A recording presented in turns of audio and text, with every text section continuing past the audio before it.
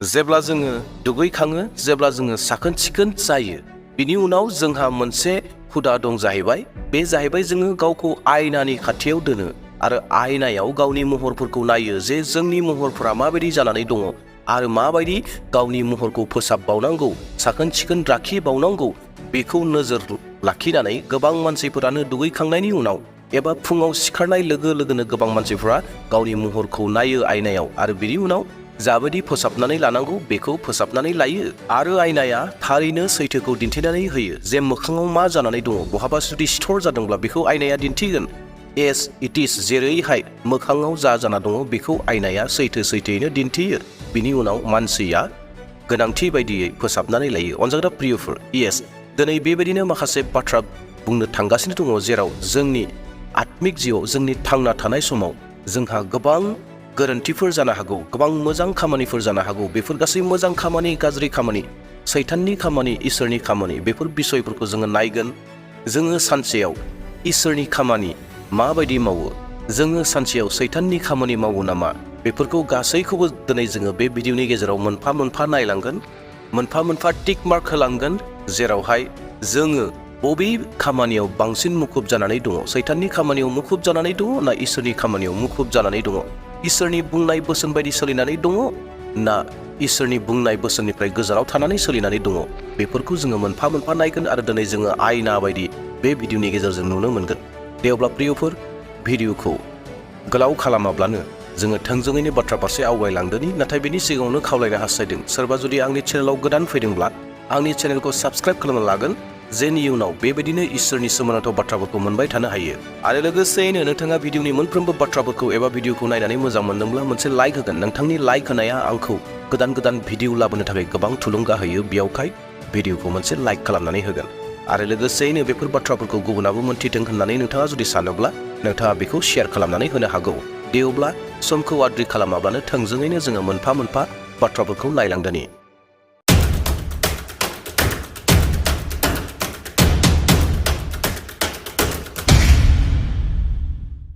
जोंनि सानफ्रोमबोनि थांना थानाय समाव जोङो सोरनि जानानै खामानिखौ बांसिन मावदों जोंनि मोदोमफोरखौ जोंनि खुगाखौ जोंनि मेगनखौ सोरनि थाखाय बाहायदों सैताननि थाखाय बाहायदों ना इसोरनि थाखाय बाहायदों बिनि सेथि बाथ्रा बे जाहैबाय सैथो बुंनाय एबा नंखाय बुंनाय बिसनानिफ्राय जेब्ला जोङो मेगन खेवो बिसनानिफ्राय जेब्ला सिखाङो बेनि उननिफ्रायनो जोङो बेसेबां सैथो बाथ्रा बुङो जोङो बेखौ सानना नायदोनि जोङो सिखांनाय लोगो लोगोनो आंनि खुगानिफ्राय बेसेबां मोजां बाथ्राफोरखौ बुङो बेसेबां सैथो बाथ्राफोरखौ बुङो नाथाय सैथो बाथ्राफोरखौ बुङालाबानो असैथो बाथ्राखौ बुंदों नामा जों जुदि सानसेमानि समाव असैथो बाथ्रा सैथो नङै बाथ्राखौनो जुदि बुंगासिनो दङब्ला जोङो सोरनि खामानि मावनाय जागोन बे जाहैबाय सैताननि खामानि मावनाय जागोन आरो जों जुदि सिखांनाय लोगो लोगोनो जों जुदि मोनफ्रोमबो सोदोबफोरखौ सैथो गासैखौबो सानसेमानि जुदि जोङो सैथोखौनो बुंगासिनो दङब्ला बे जाहैबाय जिसु ख्रिस्ट'नि खामानिखौ जोङो मावनाय जागोन अनजाग्रा प्रियफोर बे बिसयाव इसोरनि बोसोना बेबायदि बुंदों माथाय 12:36-37 सिरि नाथाय आङो नोंसोरनो रायथियो साफ्रोमबो मानसिया साबधानै बुङि गावनि फंफ्रोमबो बाथ्रानि थाखाय बिसारनि सानाव हिसाब होनांगोन नोंनि रायनाय बाथ्राखौ लानानैनो नोंनि सायाव बिसारा जागोन आरो नोंनि रायनाय बाथ्रा बादिनो नोङो दाय गैयै सानजागोन एबा दाय गोनां खालामजागोन नोंथांनि सानफ्रोमबो जिउआव नोंथाङा बबेखौ बाहायगासिनो दङ सैथो बाथ्रा बुंगासिनो ना असैथो बाथ्राखौ बुंगासिनो नोङो बबेखौ मार्क होनो हास्थायदों बबेखौ येस होननानै बुंनो हास्थायदों आं सैथो पुरा कमप्लिट सैथो बुङो ना आङो असैथो बुङो बेखौ नोंथाङा मोनथिसिगौ आरो नोंथाङा बेयाव गावनि गोसो बायदियै टिक मार्क होनानै होदो जे आङो बेखौ मावो होननानै दे दानाब्ला जोङो नैथि बाथ्रायाव थांदोनि बेनो जाहैबाय सहाय होनाय एबा सहाय होयै इसोरनि बोसोना बे बिसयाव ओरैहाय बुंदों फिलिपियारि 2:4 सिरि गावनि थाखायल' साना लाबानो गुबुननि थाखायबो सान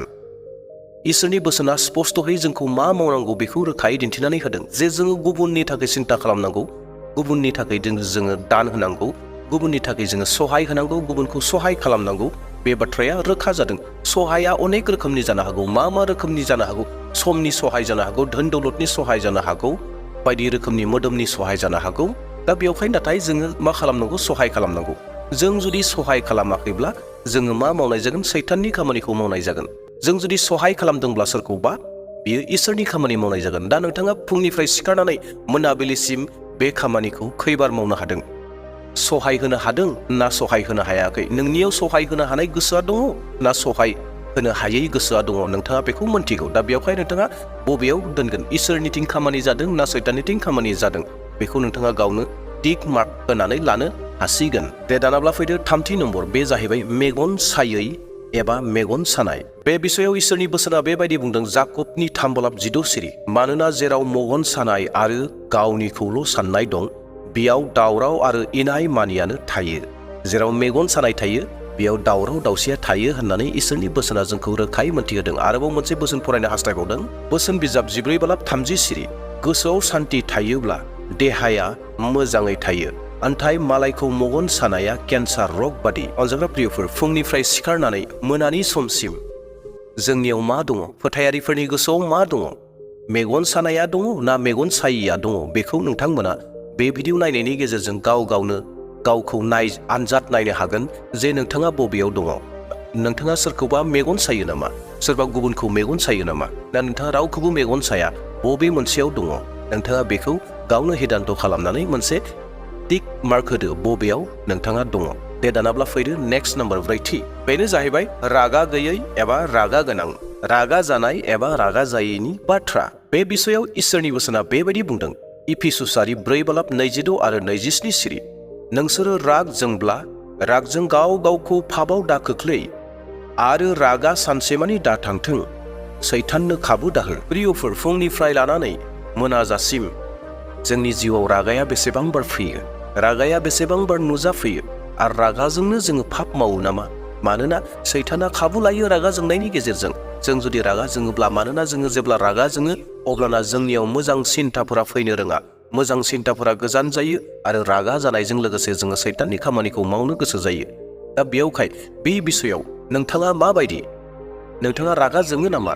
नोंथाङा रागा जोङा नामा? नोंथाङा जुदि रागा जोङोब्ला सैताननि खामानि मावनाय जागोन, आरो रागा जोङाखैब्ला इसोरखौ खुसि खालामनाय जागोन। नोंथाङा बबेयाव पइन्ट होनो हास्थायो, नोंथाङा बेखौ मोजाङै मोनथिगौ। दे दानाब्ला जोङो थांदोनि बाथि बाथ्रा, बेनो जाबाय मोजां राव एबा गाज्रि राव। बे बिषयाव इसोरनि बोसोना बेबायदि बुंदों, माथाइनि 12:32 सिरि, नाथाय आङो नोंसोरनो रायथियो, साफ्रोमबो मानसिया साबधानै बुङि गावनि गंफ्रोमबो बाथ्रानि थाखाय बिसारनि सानाव हिसाब होनांगोन। जोंनि गेजेराव गोबां फोथायारिफोर दं जायफ्रा गावनि खुगायाव सालायजों गोबां गाज्रि सोदोबफोर बाहायो, गाज्रि रावफोर बाहायो। जुदि जों गाज्रि राव बाहायदोंब्ला बियो सैताननि खामानिखौ मावनाय जादों। जों जुदि मोजां सोदोबफोर बुंदोंब्ला इसोरनि खामानि मावनाय जायो। दा बेयावहाय आंनि भिडिअखौ नायग्रा प्रियफोर, नोंथाङा बबेयाव दङ? मोजां राव रायग्रायाव दङ ना गाज्रि राव रायग्रायाव दङ? नोंथाङा बेखौ गावनो मोनथिसिगौ आरो नोंथाङा टिक होदो। इफिसुसारि 4:29 सिरि, नोंसोरो गाज्रि बाथ्राफोरखौ बाहायालाबानो नांगौ बादि गुबुनखौ दिखांनो हाथाव बाथ्राफोरखौल' बाहायदो, अब्लानिया नोंनि बुंनायखौ जाया खोनासंगोन बिसोरहा गाहाम जागोन। प्रेज द लर्ड। जोंनि खुगानिफ्राय मा सोदोब ओंखारनांगौ? गुबुनखौ फुदुंनो हानाय, गुबुनखौ दुंखांहोनो हानाय, गुबुननि सोलिनायनि थाखाय, मोजांनि थाखाय जोंनि सोदोबफोरा जानांगौ।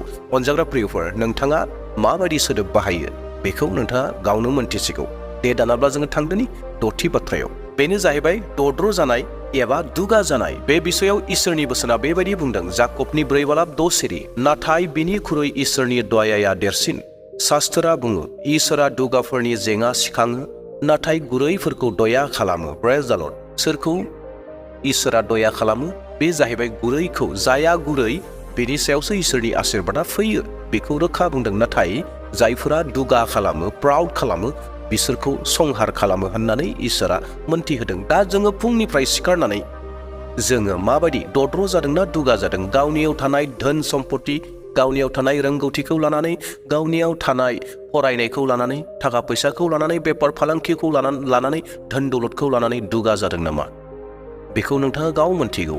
बबे मोनसेखौ नोंथाङा पइन्ट होनो हास्थायदों? दद्र जानायखौ ना दुगा जानायखौ? नोंथाङा बेखौ टिक मार्क होनानै लादो। नोंथाङा बेयाव माबायदि सोलिनानै दङ?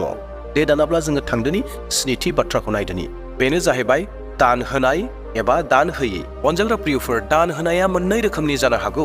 बे जाहैबाय नोंथाङा थोंजोङैनो सोरबा बेक्तिनो, सोरबा गैजायै गोरिब गुन्द्रानो दान होनाय, बे मोनसे नोंनि खामानि जागोन। आरो गुबुन मोनसेया जाहैबाय इसोरनि रायजोनि थाखाय, इसोरनि खामानि फेहेरनो थाखाय इसोरनि गिर्जा न'आव गोथार मन्दिर न'आव लांनानै हैनाय। बे बिषयाव इसोरनि बोसोना बेबायदि बुङो। बोसोन बिजाब 11:25 सिरि होग्रा जा नोंहा बांलांसिनगोनसो, गुबुनखौ हेफाजाब हो नोङो हेफाजाब मोनफिनगोन। प्रेज द लर्ड।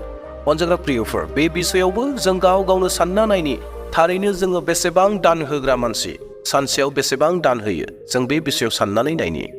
आङो गुबुनफोरनो हेफाजाब होदोंना होआखै, इसोरनि रायजोनि थाखाय आङो दान होदोंना होआखै, गुबुन गोरिब गुन्द्राफोरनो आङो दान होदोंना होआखै, बेखौ जों सानना नायनि। होदोंना होआखै, नोंथाङा बबेयाव वाइनखौ होगोन, नोंथाङा बबेखौ टिक मार्क होगोन, दान होनायाव दङ ने दान होयियाव दङ, बेखौ नोंथाङा मोनथिसिगौ। दे दानाब्ला फैदो जोङो थांदोनि 9थि बाथ्रा। बेनो जाहैबाय इसोरनि बोसोनखौ देहेन खालामनाय एबा देहेन खालामि, एबा थोंजोङैनो बुङोब्ला बाइबेल फरायनाय एबा बाइबेल फरायै। बे बिषयाव इसोरनि बोसोना बेबायदि बुंदों। गितफोर 119 नम्बरनि 105 सिरि नोंनि बाथ्राया आंखौ दैदेननायनि देम्फु आरो लामायाव आंनो स्रां होग्रा जाबाय। प्रेज द लर्ड।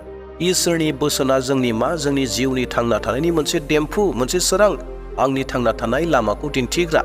जों जुदि इसोरनि बोसोनखौनो जुदि फरायाब्ला जोङो खोमसियाव थाबाय थानाय जागोन आरो जोङो खोमसियाव आन्दायनानै थागोन आरो जों गालेनगोन। दा बेयावहाय जों इसोरनि बोसोनखौ फरायनांगौ।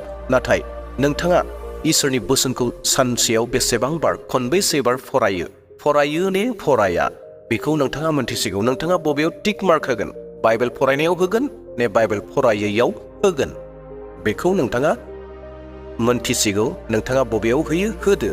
दानियाब्ला फैदो गुथि बाथ्रायाव, बे जाहैबाय आरज खालामनाय एबा आरज खालामै।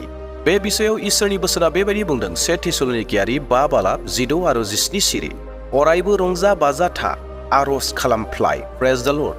जोंखौ इसोरनि बोसोना मा बुंदों? आरज खालामफ्लाय होननानै बुंदों। बेयाव समबारनि बाथ्रा नङा, मंगलबारनि बाथ्रा नङा, दिनखौ बेयावहाय बुङाखै, नाथाय आरज खालामफ्लाय। एनि टाइम, एनि सम, जिखुनु सान, जिखुनु सम बोथोरफोरावनो आरज खालामनो थाखाय जोंखौ बुंदों आरज खालामफ्लाय होननानै। दा बेयावहाय नोंहा माबायदि फुंनिफ्राय लानानै मोनाजासिम नोंथाङा खनबेसे आरज खालामो, नोंथाङा आरज खालामो ने आरज खालामा, बेखौ नोंथाङा गाव मोनथिगौ। दा बेयाव नोंथाङा बबेखौ मार्क होनो हास्थायदों, बबेयाव टिक मार्क होनो हास्थायदों, आरज खालामनायाव ने आरज खालामियाव, नोंथाङा बेखौ मोजां मोनथिगौ आरो नोंथांनि मोनथिनाय बायदि नोंथाङा बेखौ मार्क एबा पइन्टखौ टिक मार्कखौ होनानै लादो। दे दानाब्ला जों थांदोनि जोबथा 10थि बाथ्रा। बेनो जाहैबाय गिर्जायाव थांनाय एबा थाङै। डेट मिन्स इसोरखौ खुलुमहैनाय एबा इसोरखौ खुलुमहैयै। इसोरनि बोसोना बे बिषयाव बेबायदि बुंदों।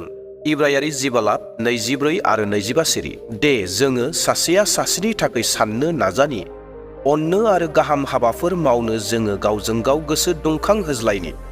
सोरबा जथुमनायाव लोगो लाज्लायग्राफोर बादि जोङो गावजों गाव लोगो लाज्लायनायखौ नागारालाबानो फोरबोनि फैफिनगोन साना खाथिनिफ्राय खाथिसिन जानायखाय दे जों रासिननिख्रुइ रासिन लोगो लाज्लायनानै गोसो दुंखां होज्लायनि। प्रेज द लर्ड। बे जाहैबाय गिर्जायाव थांनायनि बाथ्रा, गावजों गाव गोसो दुंखां होज्लायनायनि बाथ्रा, इसोरखौ खुलुमनायनि बाथ्रा। दा बेयावहाय अनजाग्रा प्रियफोर, जोंहा सप्तासेयाव जिथु खुलुमनाय सिबिनाय थायो, बेयाव नोंथाङा थाङो ना थाङा, बेखौ नोंथाङा गावनो मोनथिगौ। बुधबारनि मोनाबिलियाव आरज दङब्ला, समबारनि मोनाबिलियाव आरजनि सम दङब्ला गिर्जायाव, बृहस्पतिबारनि मोनाबिलियाव दङब्ला, सुनिबारनियाव दङब्ला, मोनफ्रोमबो दिनफोराव जि खुलुमनाय सिबिनायफोर दङ, बेफोरबायदियाव बेसेबां बाहागो लादों, नोंथाङा बबेयाव टिक मार्क होनो हास्थायो? गिर्जायाव थांबाय थानानै इसोरखौ खुलुमनायाव खौसेथियाव नोंथाङा टिक मार्क होनो हास्थायदों ने नोंथाङा गिर्जायाव थाङैखौ टिक होनो हास्थायदों? बे नोंथांनि बाथ्रा, नोंथाङा बेखौ मोनथिसिगौ। दे अनजाग्रा प्रियफोर, बेफोरनो जाहैबाय गासै 10टा पइन्टमोन। जि 10टा पइन्टआ सानफ्रोमबो जों बेफोर खामानिखौ मावबाय थायो, नाथाय बबेयाव मावो बेखौ नोंथाङा मोजाङै मोनथिगौ। जोङो सेथियावनो नायदोंमोन जाहैबाय सैथो बुंनाय एबा नंखाय बुंनाय। नोंथाङा बेयावहाय बबेयाव जाखो? नोंथाङा पास जादोंना फेल जादों? सहाय होनाय एबा सहाय होयै नैथियाव जों नायदोंमोन। थामथियाव नायदोंमोन मेगन सानाय एबा मेगन सायै। ब्रैथियाव नायदोंमोन जोङो रागा जोंनाय एबा रागा जोङै। बाथियाव नायदोंमोन मोजां राव रायनाय एबा गाज्रि राव रायनाय। दथियाव नायदोंमन दद्र जानाय एबा दुगा जानाय। स्निथियाव नायदोंमोन दान होनाय एबा दान होयै। दाइनथियाव नायदोंमोन बाइबेल फरायनाय एबा बाइबेल फरायै। गुथियाव नायदोंमोन आरज खालामनाय एबा आरज खालामै। दाइनथियाव नायदोंमोन गिर्जायाव थांनाय एबा थाङै। दा नोंथाङा बबेयाव पास जानानै दङ, बबेयाव फेल जानानै दङ? नोंथाङा जुदि इसोरनि हास्थायनाय बायदि खामानिखौ मावदोंब्ला नोंथाङा इसोरनि खामानिखौ गोबारै गोसो होनानै मावनाय जादों। आरो नैथिया जाहैबाय जों जुदि इसोरनि हास्थायनाय बायदि मावाखैब्ला सैताननि खामानिखौ मावनाय जादों बियो सैथो बाथ्रा जागोन। सैताननियावसो दङ एबा सैताननि हास्थायनाय बायदि मावगासिनो दङ होननानै दा नोंथाङा बबेयाव बांसिन मोनखो, नोंथाङा गावखौ बेसेबाङाव मोनखो, मोजाङाव मोनखो ना गाज्रियाव मोनखो बेखौ नोंथाङा मोनथिसिगौ। नोंथाङा